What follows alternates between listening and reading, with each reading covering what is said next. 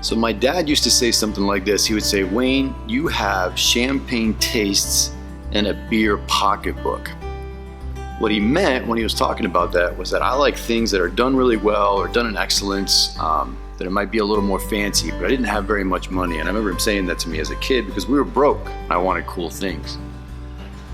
After I became a missionary, I kind of realized how important it was to have champagne taste in a beer pocketbook. We want to do ministry with excellence. We want to have our projects done in excellence, and sometimes that means that we have to pay money for stuff. So what do you do as a new missionary when you don't have very much money, but you want to put on some great ministry? You want to develop out a great project.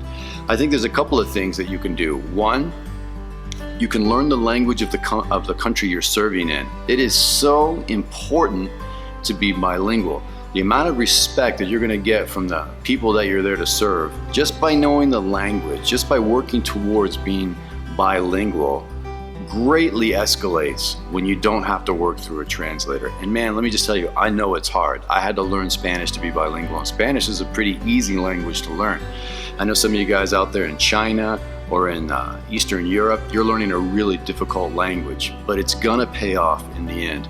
Number two, I think you really need to develop relationships with people in your community that are part of the national community. I'm not talking about other North Americans, I'm talking about that are the same race as the people that you're trying to serve. So for us here in Nicaragua, I met a lot of shop owners.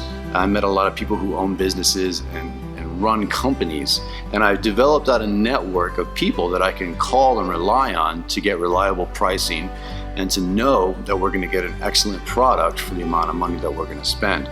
So let me just encourage you, keep that champagne taste, understand the beer pocketbook, be like the guy in the parable of the talents where you had 5 talents, you got 5 talents, but you're going to make something amazing. I believe that that is exactly true for you.